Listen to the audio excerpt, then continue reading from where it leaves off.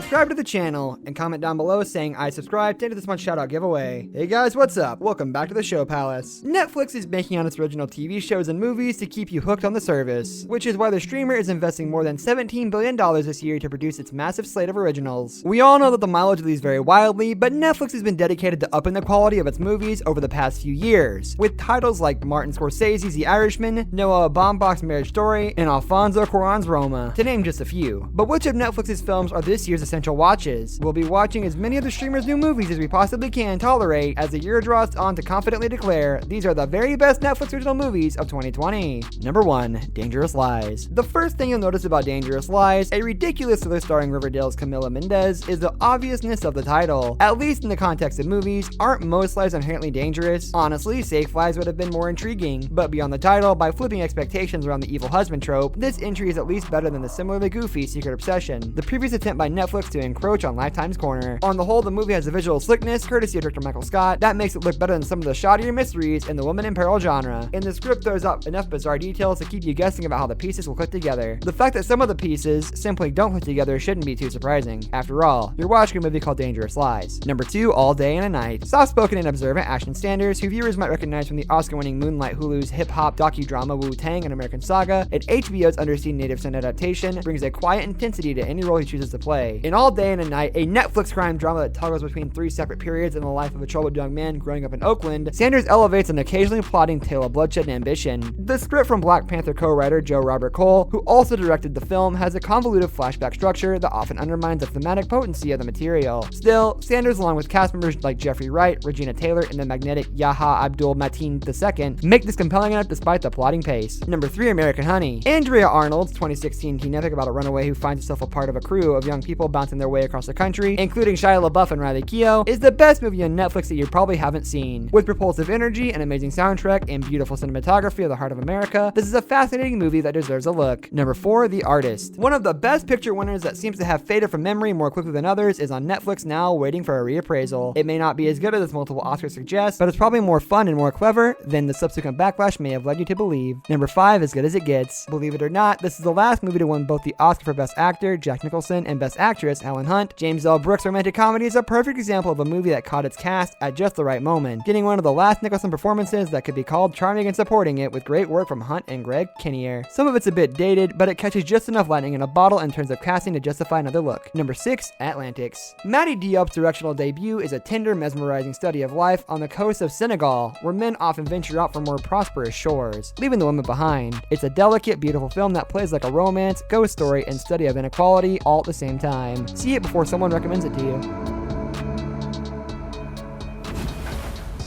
Number 7, Blackfish. A select few documentaries actually changed the world. This is one of those films. A movie that pulled back on the curtain of the awful conditions at aquatic theme parks and changed them forever. No one can watch this movie and never go back to SeaWorld without a protest sign in their hand. Number 8, The Bling Ring. Sofia Coppola directed this 2013 true story about a group of young people in Los Angeles who decided to start robbing celebrities. It's an underrated dramedy about privilege and desire, filtered through the vibrant viewpoints of its filmmaker and talented young cast, including Emma Watson and Taysa Farmiga. Number 9, Blow. Ted Dim's drug drama was dismissed on its release as being too derivative of other crime epics of the era, but it has developed a pretty loyal following over the years. One of the reasons for that is that it contains one of Johnny Depp's last great performances, a totally committed turn as George Young, a man caught up in the deadliest drug cartel in the world. Number 10, Blue Ruin. Jeremy Saulnier wrote and directed this 2013 breakthrough, a great little thriller that's reminiscent of the Coen brothers' classic Blood Simple in its blunt, darkly humorous approach. Macon Blair plays Dwight, a vagrant who learns that the man who murdered his parents is about to be released from prison. Dwight takes action. That's all you need to know. This is a vicious thrill ride of a movie.